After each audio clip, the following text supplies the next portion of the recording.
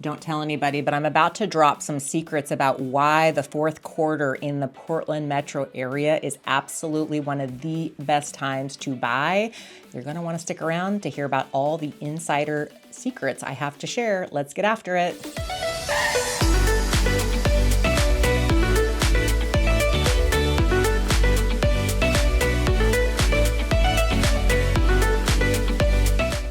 Hey, if you are not currently a subscriber, tap that notification bell and hit the subscribe button because we do put out content every single week. We like to think we keep it pretty real. I know you guys drop a lot of interesting comments below, but we love that you're a part of our community. So hit the subscribe button and let's connect. Also, if you're considering making a move or in and around Portland, we're here to help. We've been doing this for over 20 years, and we'd love to be a resource for you if you don't have somebody you already trust. All right, let's get after this video because there's a lot of good, juicy stuff to talk about. Okay, so let's talk about the first one, which might be something you've already heard about, which in this particular year of 2024, fourth quarter might be the best time to be a buyer. The first reason is in just a matter of a few days, we're probably going to be getting some news that interest rates are going to take a healthy dip. Now, I usually don't believe the feds when they talk about interest rate dips because they have teased us with that information for the better part of over a year. But in fact, all of the data is showing very strong evidence that we're going to see something real healthy here in the next few weeks. And what does that mean? That means you can afford more house. That means it's going to get way more affordable for you to buy a house. Maybe you've been sitting on the fence. Maybe you are trying to get a certain house and it's just been far out of reach. This might be your time to do it. Now, I must make a caveat that there will be other buyers who potentially hop off the fence and also make the decision to buy, so it could speed up the market just a little bit. But that's what happens when affordability gets better, more buyers show up in the marketplace. It means you can afford more house for the money. So just a little caveat there. Now, may not be crazy enough for you to see multiple offers on things. Like, we all don't want to go through the pain of dealing with competition because we've been there, done that. But I don't think it's going to be quite that bad unless there's a real cream puff that hits the market. The most important thing that we have seen with buyers this year is affordability has just kicked your asses, right? I mean, interest rates, housing prices, cost of food, I don't have to go into it. You know the drill. It has been damn unaffordable to be a human in this world. And unfortunately, that has caught up with the buyers. You guys have been way more pickier, taking a lot longer, and that's okay. You know, hopefully with this interest rate, coming down a little bit, that should help you out. So that's the first good piece of news I can share with you about buying specifically in the first quarter of 2024. But I have some other insider tips and tricks that you want to know about. So let's get to the second one. All right, so here's my insider tip for number 2 is you get a lot more motivated sellers in fourth quarter. Why is that? Well, most of the time when a seller approaches us realtors, they're asking when is the best time for them to sell? Just like you buyers ask when is the best time to buy, right? Well, in most cases, sellers like to wait until after the holidays, until the spring and the summer hit. They all act the same in that nature. Unless they have some pretty motivating factors going on in their life that is requiring them to get on the market. So you can imagine we are into fall now.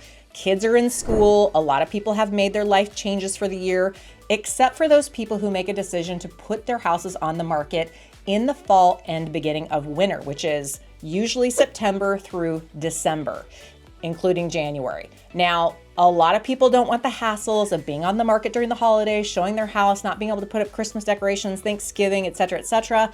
But when you're a motivated seller, you're putting your house on the market regardless of market conditions, holidays, etc., because you can't wait. So I find a lot of sellers who are putting their houses on the market in this fourth quarter are definitely saying, I have got to sell. There are extenuating circumstances. Maybe they're getting relocated for work. Maybe they got laid off. Maybe they're going through other domestic life changes that are causing them to have to put the house on the market.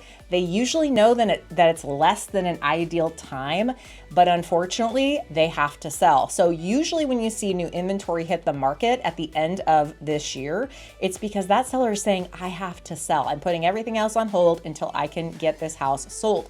So sellers are often a lot more amiable, more negotiable. That's not to say that if it's an awesome house, priced well, condition ready, and it hits the market that you can go in and ask for 30% off the price. No, it just means that that seller is usually going to be inclined to work with you as a buyer to negotiate price and terms and things like that because they need to sell. So it's just a better, easier time we find as agents to write offers and contracts and get agreements.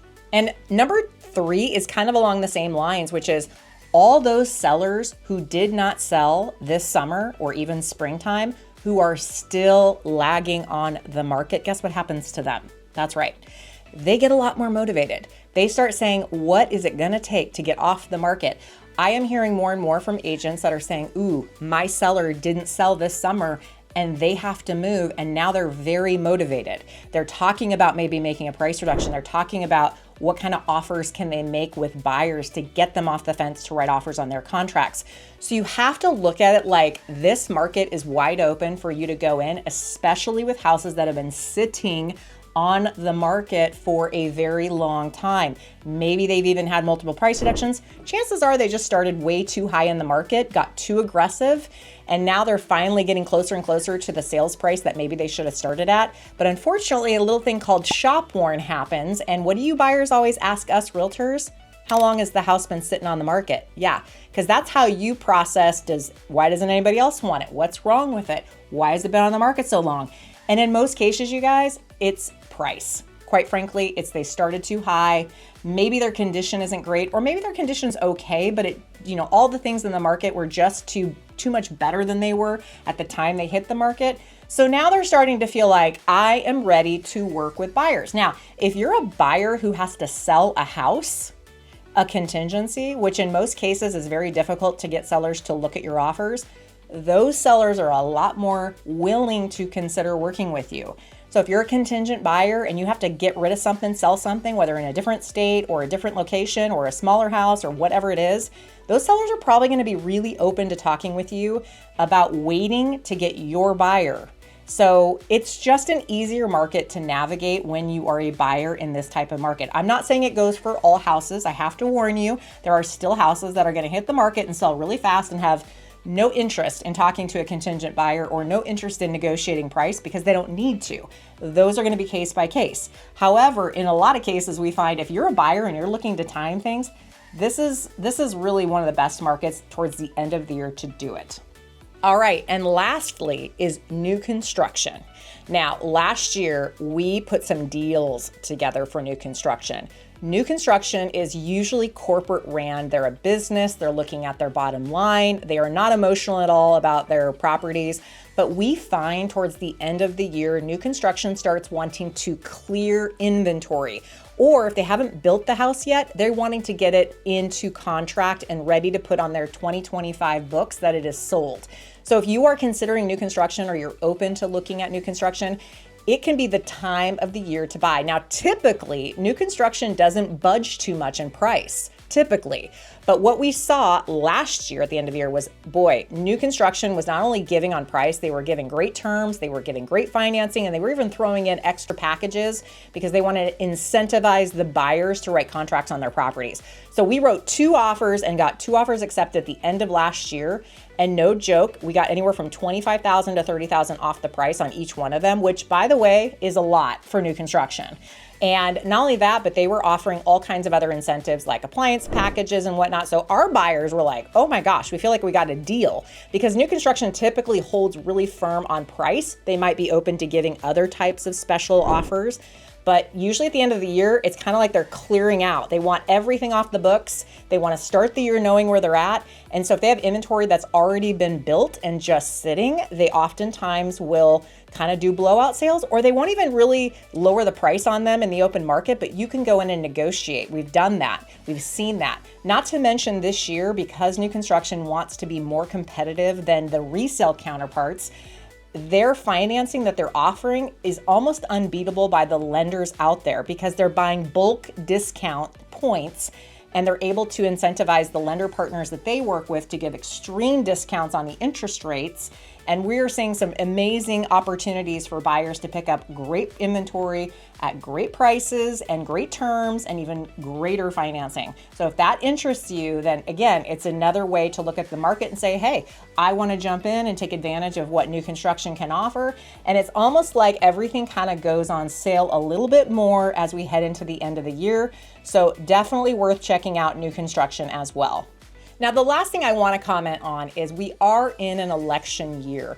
And in most cases during election years, they're going to lower the interest rates right before the elections because they want to incentivize people to buy and not feel stuck on a fence or waiting to see who's going to get elected. All that uneasiness that we tend to go through as we're looking ahead at the political realm. So they typically do this. And for those buyers that are not afraid to jump in and buy, despite knowing who will be president, are usually getting a better deal than when they wait until after they get through the presidential elections. Because typically what'll happen is after the presidential elections all simmer down, everybody's settled into who's the president, things then start to kind of take off again because people have some sense of we're moving forward, we're hopeful, the holidays get through, and then after the first of the year, things start kind of rumbling again. We typically see the market kind of uptick. Of course, it's all going to depend on interest rates and what the economy is doing, but I can tell you that I've been through enough market cycles to say that it's probably pretty safe that after we turn the corner of 2025, we're going to probably see a lot of people jump into the marketplace and say, I'm tired of renting or I need to make the move, and they're going to become buyers. So if that's you, if you're thinking about making any kind of transition, maybe look at what would happen if you did it sooner or did it this fall and winter. Reach out to us. We're always happy to have that discussion. Thanks for sticking around. Hopefully you guys got some really good insider tips on why the fourth quarter is sometimes the best quarter to buy in.